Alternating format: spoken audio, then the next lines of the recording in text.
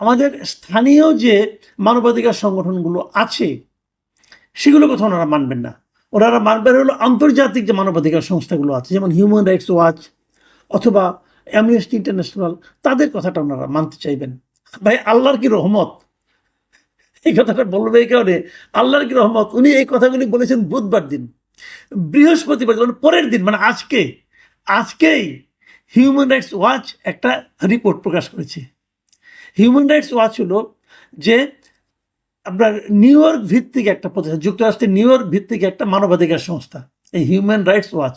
এই প্রতিষ্ঠানের নাম আমরা মোটামুটি জানি এই কারণে যে আওয়ামী লীগ আমলে এরা কিছুদিন পর পর, মানে এক নির্দিষ্ট সময় পর পর তারা দেশের মানবাধিকার পরিস্থিতি নিয়ে সারা দুনিয়াটা নিয়ে করতো।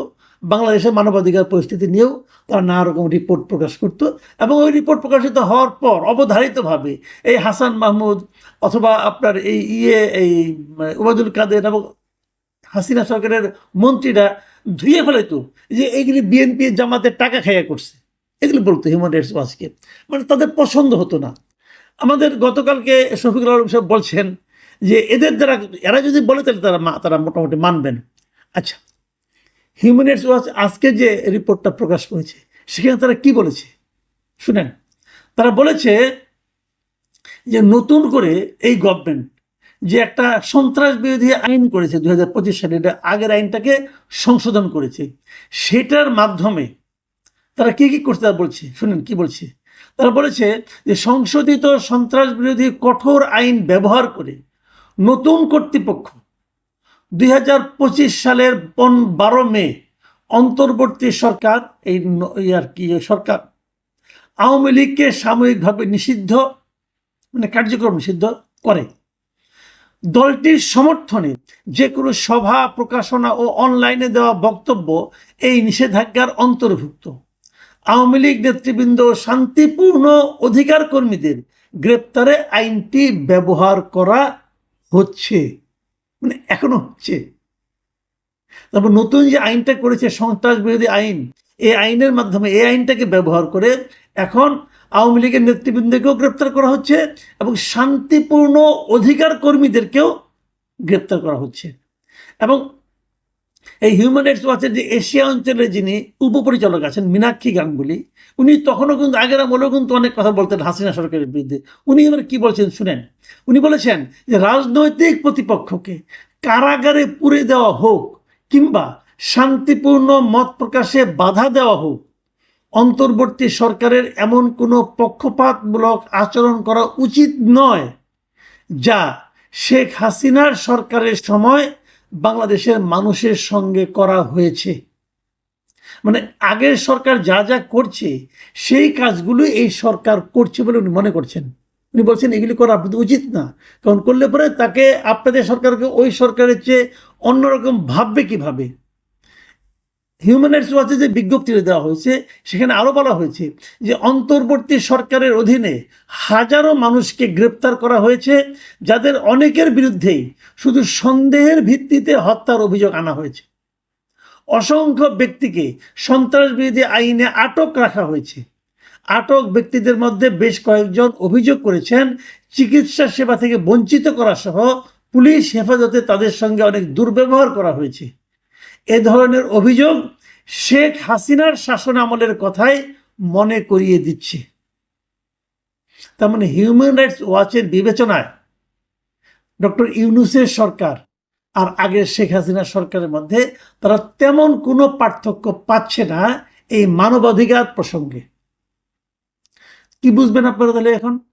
এবং ওনারা একটা ঘটনার উল্লেখ করেছেন, আপনাদের মনে আছে গত 28শে আগস্ট মঞ্চ 71 নামে একটা সংগঠনের একটা আলোচনা সভা, গোল টেবিল বৈঠক থেকে কিভাবে ঢাকা ইউনিভার্সিটির প্রফেসর হাফিজুর রহমান কার্জনকে, সাংবাদিক মঞ্জুর আলম পান্নাকে ধরে নিয়ে যাওয়া হয়েছিল।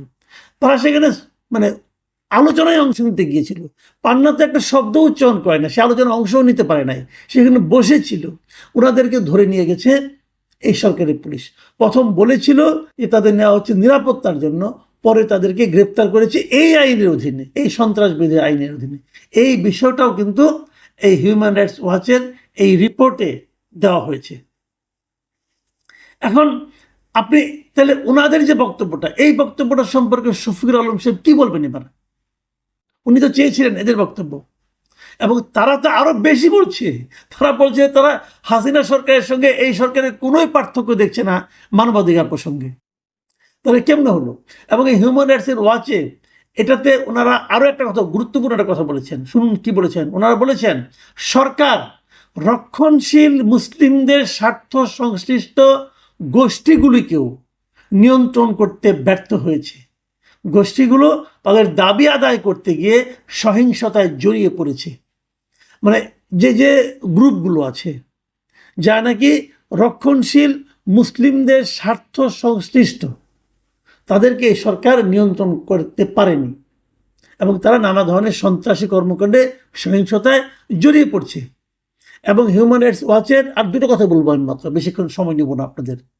হিউম্যান রাইটস ওয়াচ একজন রাজনৈতিক কর্মীর একটা বক্তব্যকে কোট করেছে তাদের রিপোর্টে।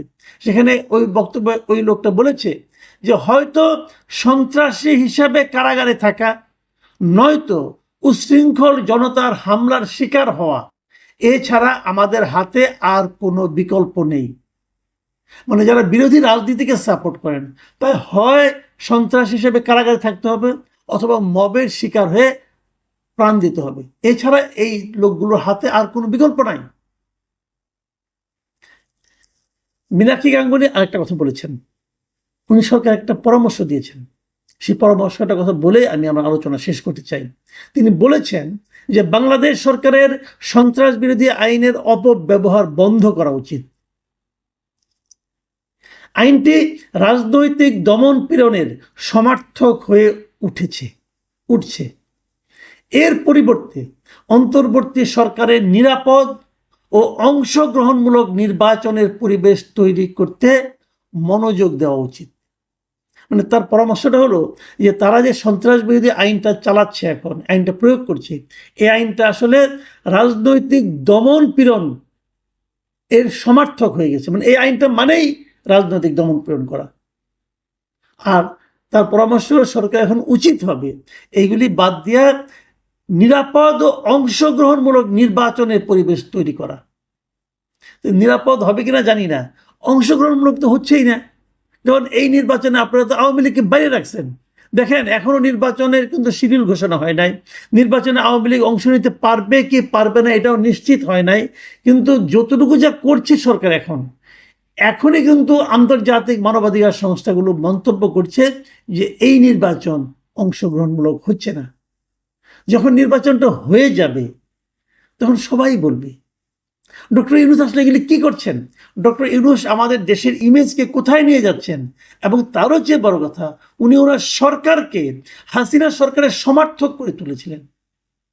তাহলে কি হাসিনা সরকারের সঙ্গে দেশের জনগণ যা করেছে ওনার জন্য কি সেটাই প্রাপ্য হয়ে দাঁড়ালো?